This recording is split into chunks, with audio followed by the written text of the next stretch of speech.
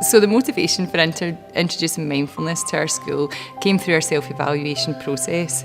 We've been looking at nurturing approaches within the school, and it became apparent we were needing to address the environment as a safe base, and that was not only the physical environment but also the emotional environment. When we got to research that a bit further, we came across mindfulness as a strategy to help us address the emotional climate and give children strategies to use to help with their emotional regulation.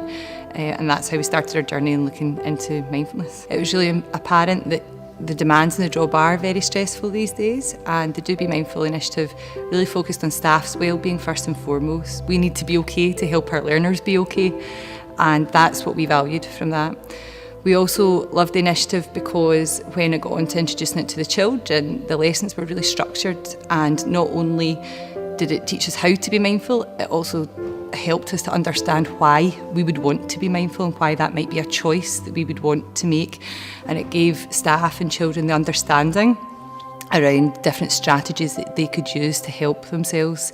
We all know that the stresses and the demands on children and staff and parents these days, they are increasing with the likes of social media. So it was really important that we equip our staff and children to be able to cope with these challenges.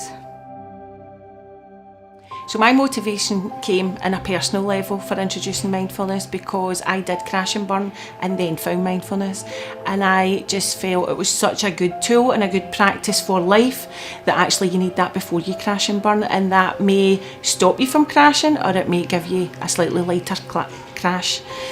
For staff in the nursery, it's really important that they can self-regulate, and actually to be able to teach our youngest children practicing mindfulness for life skills was just amazing. That's a dream. I had started to dabble in it myself from what I had known, so I was sort of a self-taught.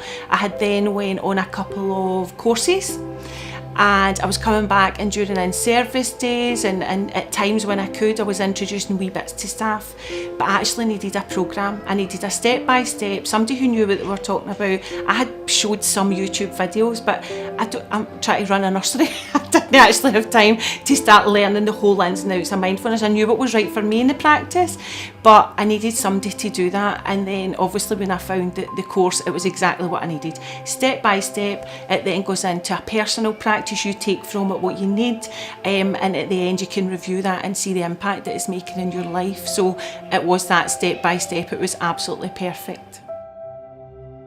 Our motivation for introducing mindfulness, I wouldn't say was one thing.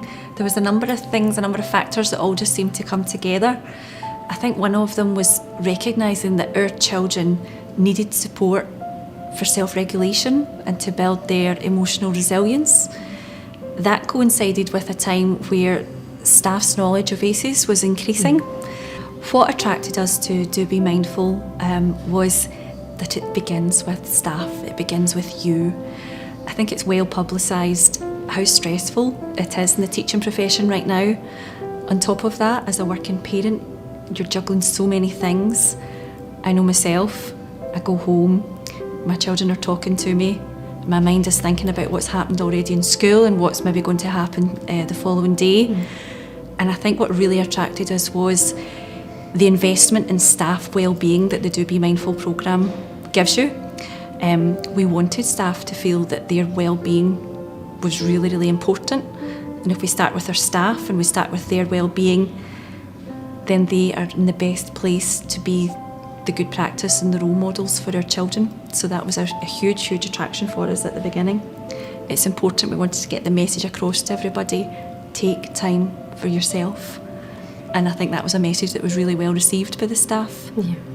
Yeah, and we were also thinking about the importance for the pupils, because at the moment we're thinking a lot about their social and emotional health and well-being, and that's a part of our school improvement plan at the moment. So it led on quite well if we thought that we can model those things for the children who need that little bit of support and scaffolding with that kind of learning.